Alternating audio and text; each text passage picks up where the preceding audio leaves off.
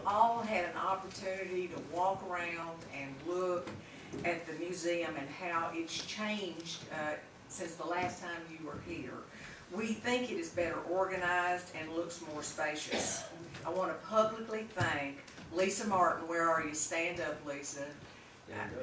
Yeah, I want to thank Lisa Martin for devoting 2 weeks of her Christmas holidays to drive to Lewisburg from Murfreesboro and work her magic. Another big thanks goes to her mother, Ruth Conklin,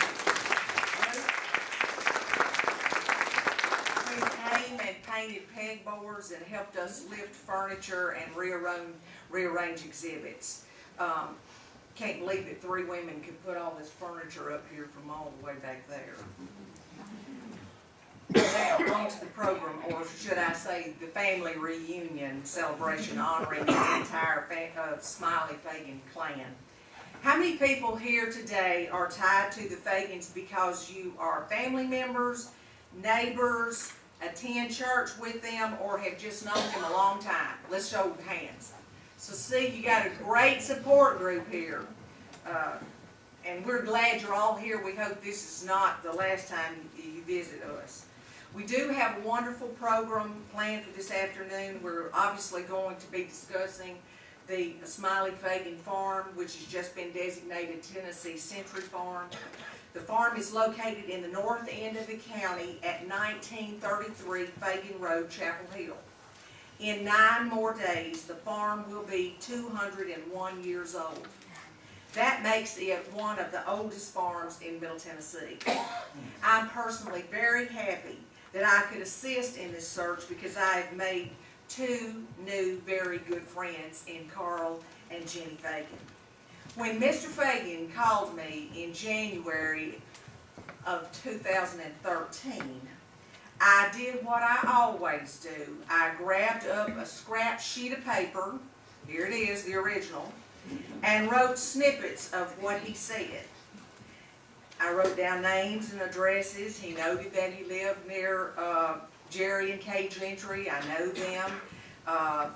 I wrote down names of family members, a few random dates. The words Daffodil Downs kept coming up, which he said was a subdivision built on some of that early Smiley property.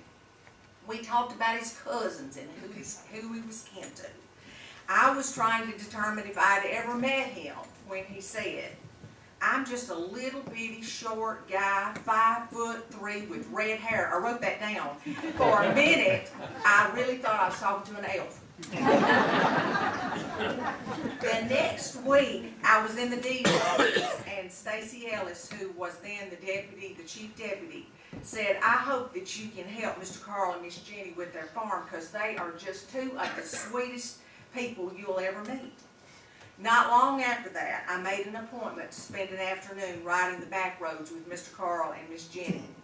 After that initial visit, and now, 2 years later, I think there may be some connection to elfdom and the supernatural because Carl and Ginny Fagan have such an extraordinary adoration for each other and a mutual love for their farm.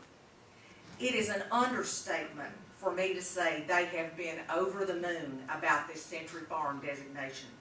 They are beyond excited. And I'm glad that we're all here to share it with them today. Now, this is what has resulted. This is what has resulted. This is how it's been published. These are for sale to non-members for $3. If family members are interested, if you are a member, you get that free. Let's give Miss Lynda a big hand.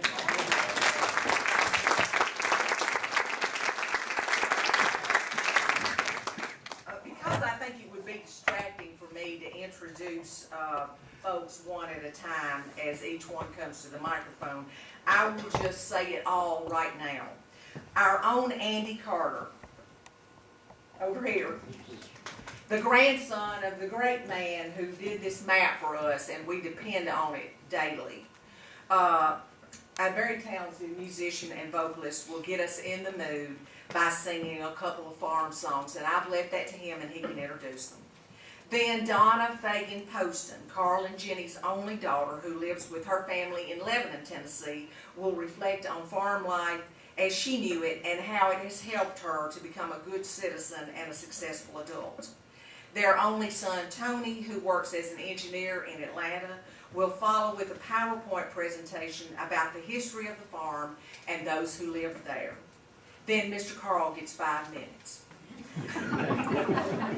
Then we will close with Andy's rendition of Walk Through This World With Me.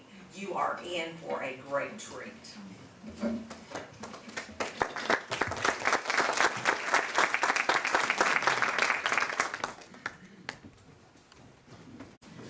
Lynda asked me to speak today. I was a little bit nervous when she first asked me, and I said, I don't know about that.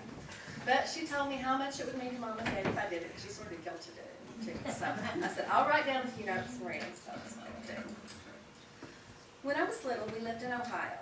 I loved visiting Grandma and Grandpa because they had the good water. I prefer sulfur over city water because it tastes clean and without all the chemicals to it.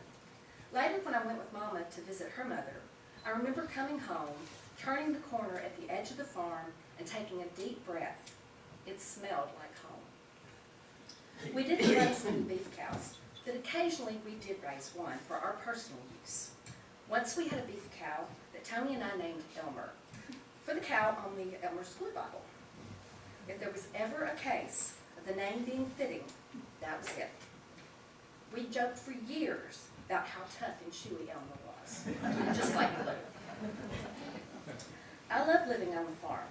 We bottle fed the calves, climbed in the hayloft, dug out hay, went after the cows and brought them back to the barn for milking. We put feed in the trough and scraped and sprayed down the floor of the milk barn. Farm chores. I was never very good at driving the tractor. The gears were tricky and I wasn't very strong, but I still got to help when we got up hay. Daddy was patient and would get the tractor in gear and going real slow. And he'd jump down and help throw the hay on the wagon while I steered. If they hollered stop, I'd put the brakes on and stop so they could catch up. Sometimes I'd even stack till it got too high. I remember when we were getting up the hay once and I started having an allergy attack.